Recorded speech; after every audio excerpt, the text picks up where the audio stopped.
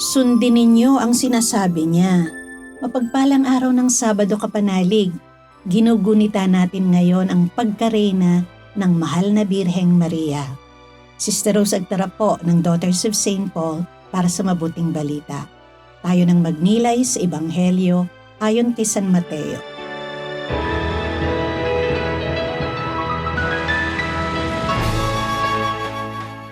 Sinabi ni Jesus sa mga tao at sa kanyang mga alagad, ang mga guro ng batas at mga pariseo ang umupo sa pwesto ni Moses. Pakinggan at gawin ang lahat nilang sinasabi. Subalit huwag silang pamarisan, sapagkat nagsasalita sila pero hindi naman ginagawa. Naghahanda sila ng mabibigat na pasanin at ipinapatong sa mga balikat ng mga tao. Ngunit hindi nila ikinikilos ni isang daliri para galawin ang mga iyon. Pakitang tao lamang ang lahat nilang ginagawa. Dahil dito, malalapad na laso ng kasulatan ang gusto nila para sa kanilang noo at mahahabang palawit sa kanilang balabal. Gusto nilang mabigyan ng pangunahing lugar o upuan sa mga piging at sa sinagoga. Ikinatutuwa rin nilang mabati sa mga liwasan at matawag na guro ng mga tao.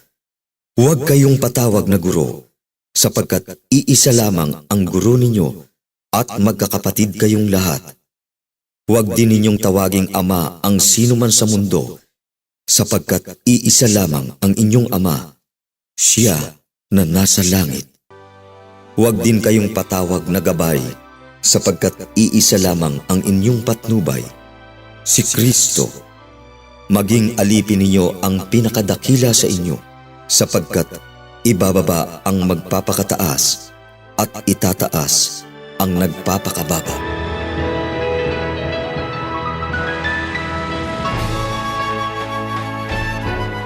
Kapanalig, kung isa kang guro at sinabihan ng inyong prinsipal ang mga mag-aaral ng ganito, sundin at gawin ninyo ang lahat ng sinasabi niya, ngunit huwag ninyong tularan ang kanyang mga gawa. Ano ang mararamdaman mo? Matutuwa ka ba o maiinsulto? Maaring ganyan din ang naramdaman ng mga pariseo at tagapagturo ng batas sa pananalitang ito ni Jesus. Masakit, nakakainsulto, nakakagalit. Bakit? Kasi may talim ang salita ng Diyos.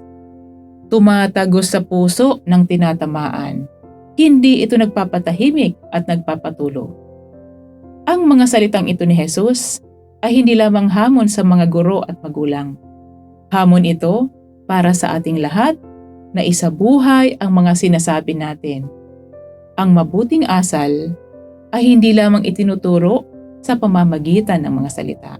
Mas madaling matututunan ito kung nakikita sa gawa. Bago tayo mag-demand ng katapatan sa iba, sikapin muna nating maging tapat at totoo. Kapanalig, ginugunita rin natin ngayon ang pagkareyna ng mahal na Birheng Maria.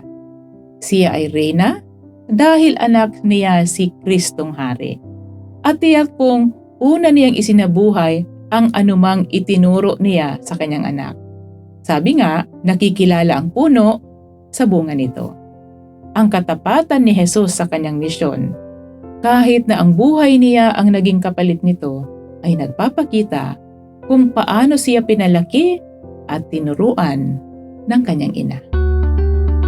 Mga kapanalig, maraming salamat po sa inyong suporta sa aming misyon, lalong-lalo na sa aming mga donors at subscribers.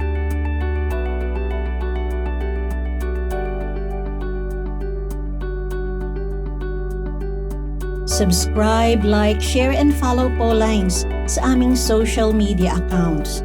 Patuloy po kaming humihingi ng inyong tulong upang maipagpatuloy ang programang ito. Maaari po ninyong ipadala ang inyong love offerings at donasyon sa aming donations channels. Ipadala rin po ninyo ang inyong mga intensyon at kahilingan at makakaasa kayo na isasama namin kayong lagi sa aming panalangin araw-araw. Ito pong muli si Sister Rose na nag-aanyaya sa inyong manalangin sa banal na Espiritu kasama ni San Agustin. Hingahan mo ako, O Espiritu Santo, nang lahat ng aking pag-iisip ay maging banal. Kumilos ka sa akin, O Espiritu Santo, upang maging banal din ang aking gawain. Ilapit mo ang aking puso sa iyo, O Espiritu Santo, nang mahalin ko lamang kung ano ang banal. Palakasin mo ako, O Espiritu Santo, upang ipagtanggol ang lahat ng banal. Ingatan mo ako, O Espiritu Santo, upang maging lagi akong banal. Amen.